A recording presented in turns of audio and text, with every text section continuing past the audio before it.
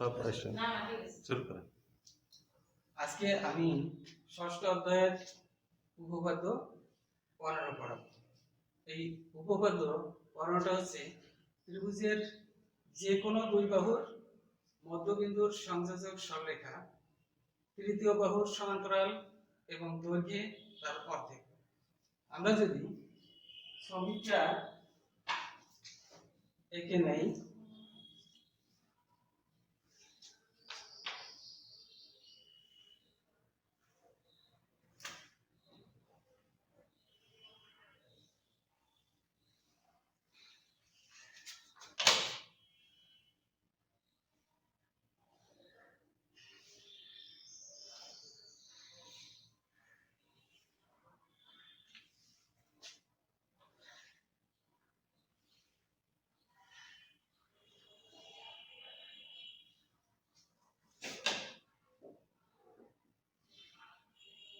আমাদের এবিসি একটা ত্রিভুজ আছে, এর এবি বাহুর মধ্যবিন্দু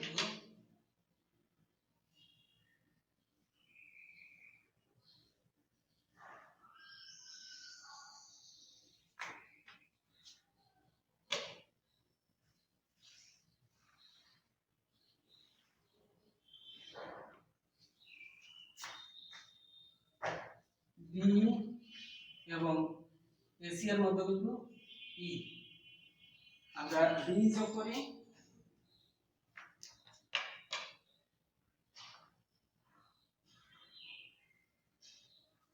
দেখাতে হবে এই ডি রেখা বিসি এর সমান্তরাল এবং বিসি এর অর্ধেক। আমরা বি বাহুটাকে এফ পর্যন্ত বর্ধিত করি এমন ভাবে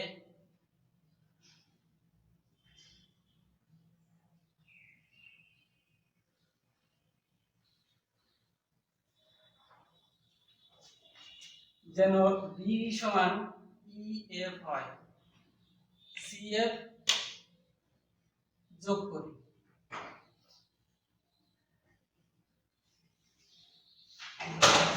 আমরা এবার প্রমাণ করার জন্য আগে দেখাবো ডি বি সি এফ, এটা একটা সমান্তরিক।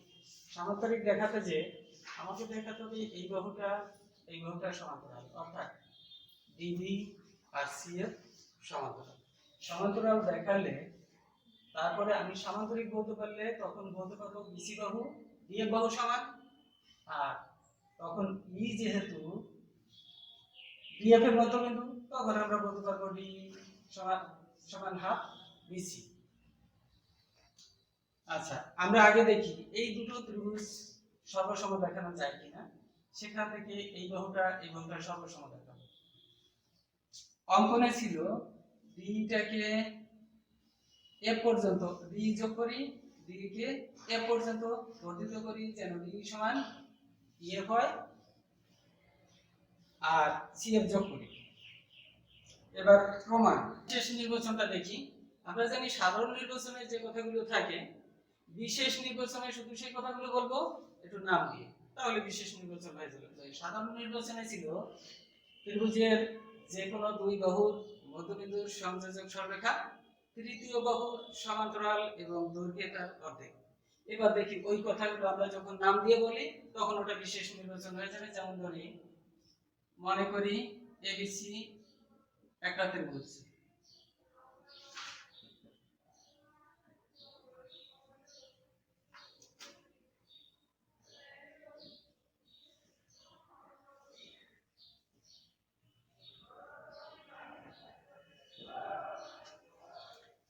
বি এবি এর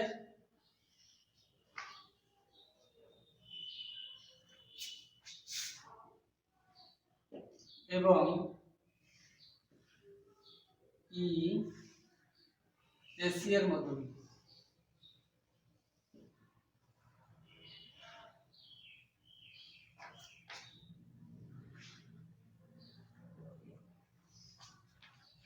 ডিই যোগ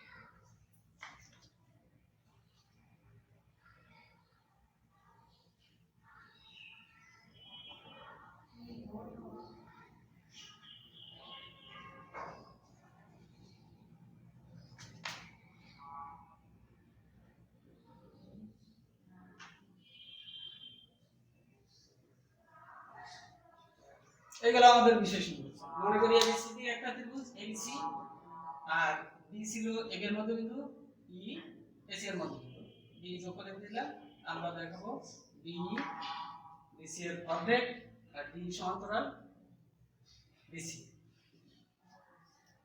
অঙ্কন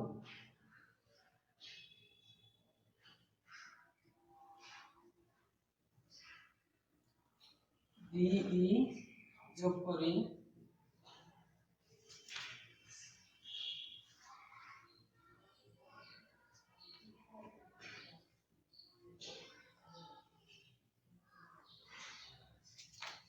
ই পর্যন্ত এমন ভাবে এ পর্যন্ত এমন ভাবে বর্ধিত করি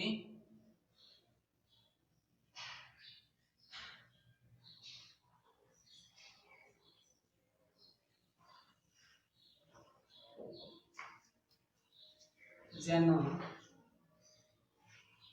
ডিই সমান ই এর হয়, সি এর যোগ করি।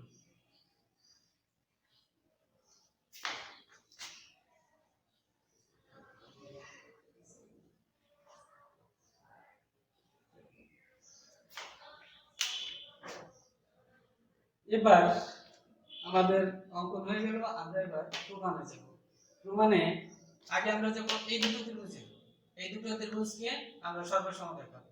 এখন সর্বসম দেখানোর চারটে শর্ত আছে, আমরা দেখব কোন শর্তে খেলা যায়। দেখি আমাদের কি কি সমান আছে, আমরা কোন শর্তে খেলতে পারি।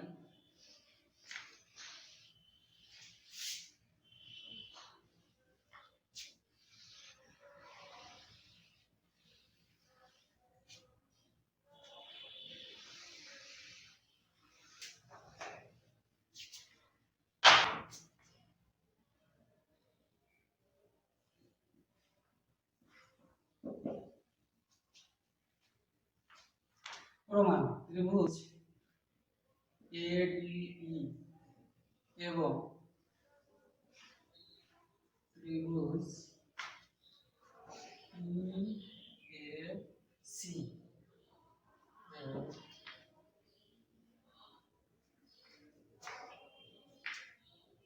আমাদের আছে এই সমান সি ই এসি এর মতো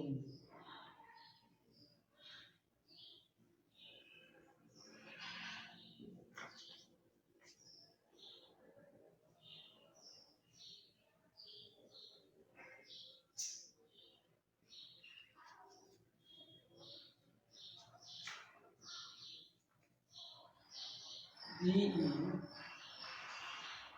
সমান ই এফ, এটা আমি এঁকে নিচ্ছি কারণ ইএফটাকে ডি সমান করে বর্ধিত করছিলাম। তাহলে অঙ্কন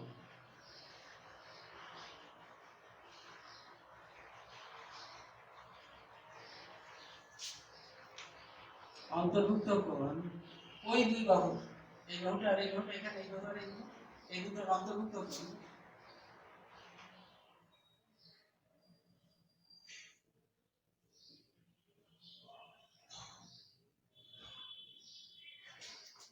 এবি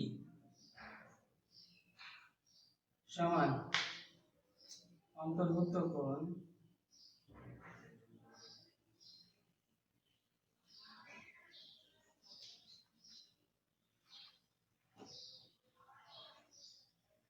সিইএফ।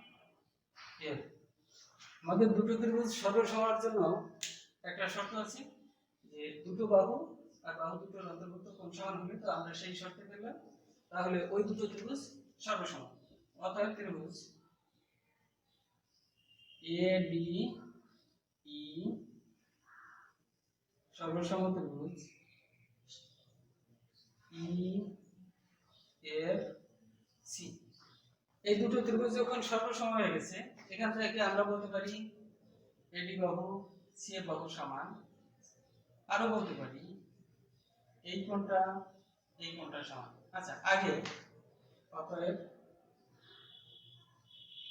এডি সমান সিএফ। এডি যেহেতু এবি এর মধ্যবিন্দু ছিল, তাহলে আমরা এখানে বলে দিতে পারি বা এডি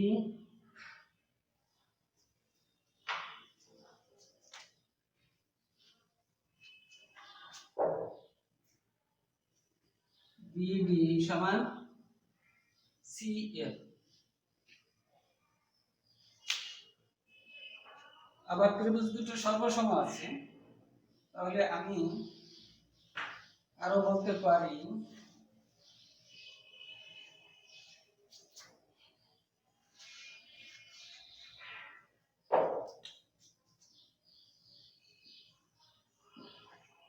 কোণ এফ সি ই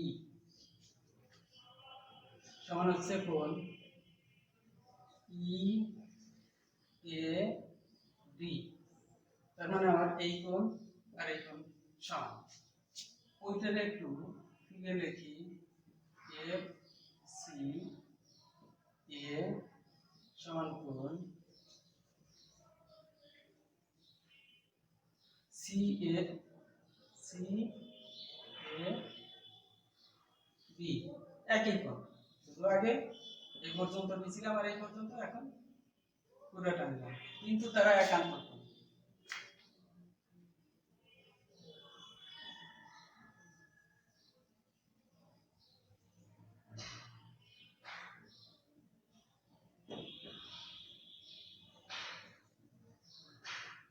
একান্ত কোণ। অতএব আমি বলতে পারি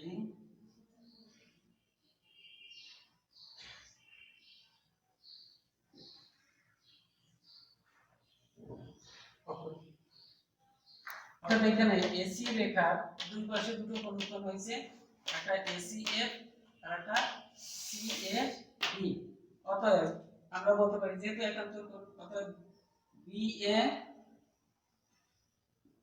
সমান্তরাল সিএফ, অর্থাৎ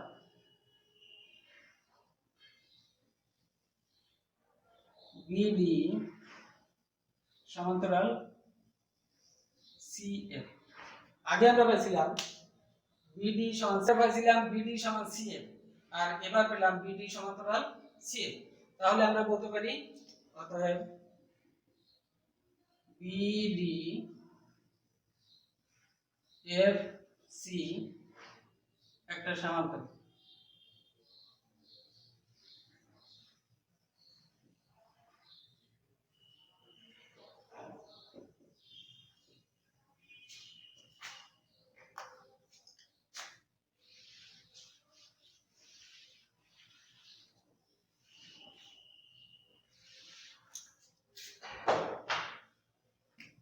বিডিএফসি যখন সামান্তরিক বলে ফেললাম, তখন সামান্তরিকের বিপরীত বাহু সমান এবং সমান্তরাল।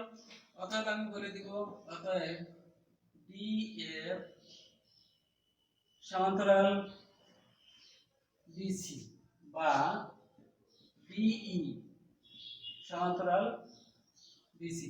ডিএফ আর ডিই একই রেখা, সুতরাং ডিএফ না লিখে আমি লিখতে পারি ডিই সমান্তরাল বিসি। আবার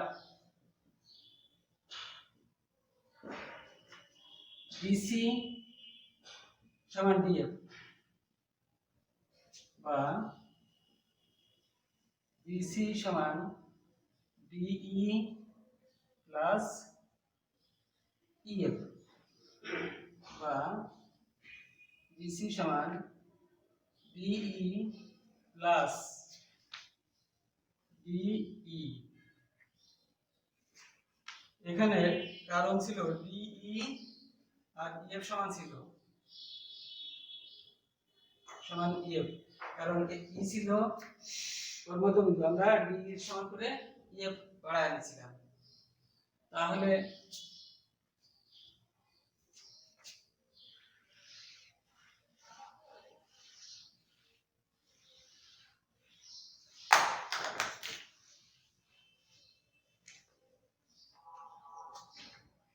বা বিসি সমান 2DE বা 2DE সমান বিসি বা ডিই সমান হাফ বিসি। আগে দেখাচ্ছিলাম সমান্তরাল ডিই সমান্তরাল বিসি আগে দেখাচ্ছিলাম, আর এই দেখালাম ডিই সমান হাফ বিসি। এই প্রমাণ শেষ। ফিরে আবার একটু দেখে আসি যে আমাদের ছিল ত্রিভুজের যে কোনো দুই বাহুর মধ্যবিন্দুর সংযোজক সরলরেখা তৃতীয় বাহুর সমান্তরাল এবং দৈর্ঘ্য তার অর্ধেক। আমরা ছবিটা আঁকছিলাম, এবার আমরা আবার একটু দেখি। আমরা প্রথমে প্রমাণ করছিলাম ত্রিভুজ ADE, আর ত্রিভুজ একটা ত্রিভুজ এর AB এর মধ্যবিন্দু D, AC এর মধ্যবিন্দু E। আমরা D যোগ করি, D কে A পর্যন্ত বাড়াই। মনে করি ABC একটা ত্রিভুজ, AB এর মধ্যবিন্দু D, AC এর মধ্যবিন্দু E। দেখাতে হবে D যোগ করি, দেখাতে হবে D সমান হাফ BC আর D সমান্তরাল BC। আমরা অঙ্ক করি DE কে A পর্যন্ত এমন ভাবে বাড়ায় দেব যেন DE সমান A পর C যোগ করি। এবার আমরা প্রমাণ করার সময় আগে দেখাবো যে এই বাহুটা আর এই বাহুটা সমান্তরাল, পরে সেখান থেকে আসবো এই দুটো সমান্তরাল এবং সমান। তাহলে আমরা এই দুটো ত্রিভুজ সর্বসম দেখাবো। এবার সর্বসম দেখাতে যে আমরা কি কি জিনিস এখানে সমান পাচ্ছি, কোন বাহু আর কোন কোণ, এটা দেখে নিই। এই দুটো ত্রিভুজ অর্থাৎ AB আর ত্রিভুজ CEF, এই দুটো ত্রিভুজে আমার সমান আছে DE আর EF। কারণ E ছিল, আমরা D টাকে E পর্যন্ত D এর সমান করে বাড়াইছিলাম, তার মানে সেই জন্য D আর EF সমান। আর এই সমান CE, এটা ছিল E, AC এর মধ্যবিন্দু। আর অন্তর্ভুক্ত কোণ অর্থাৎ AEB সমান অন্তর্ভুক্ত কোণ ABC, কারণ এটা ছিল বিপ্রতীক কোণ। তাহলে দুটো বাহু আর ওই বাহু দুটোর অন্তর্ভুক্ত কোণটা সমান হয়ে গেল, সুতরাং ত্রিভুজ দুটো সর্বসম। এবার যখন সর্বসম তখন আমরা বলতে পারি এই বাহুটা সমান, আবার এই কোণটা সমান। আচ্ছা, এই বাহু আর এই বাহু সমান হওয়ার অর্থ এই বাহুটা আর এই বাহুটা সমান, কারণ AD আর BD এক। আবার এই কোণ সমান হওয়ার অর্থ CF রেখা সমান্তরাল AD রেখা। C ওই দুই রেখার দিকে আছে, সাধারণ বাহু আছে, সুতরাং এই দুটো সমান্তরাল অর্থাৎ CF সমান্তরাল AD। আর AD আর BD একই রেখা যেহেতু, তাই আমরা বলতে পারি CF সমান্তরাল BD। আগে দেখাইছিলাম CF সমান, আর এবার দেখালাম CF সমান্তরাল BD। তাহলে আমরা বলতে পারি এই BDFC একটা সামান্তরিক। আর সামান্তরিক যখন তখন তার, আচ্ছা এই দুটো সামান্তরিক, সুতরাং আমরা বলতে পারি BC সমান্তরাল BF এবং BC সমান হাফ, BC সমান সমান্তরাল BF আর BC সমান BF।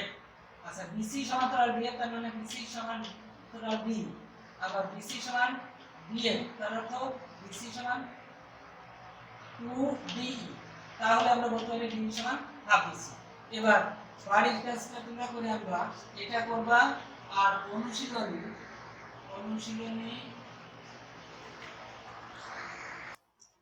বাড়ির কাজ থাকলো অনুশীলনী 6.3 এর 12। আর সবাইকে ধন্যবাদ জানিয়ে আজকের মতো ক্লাস শেষ করছি।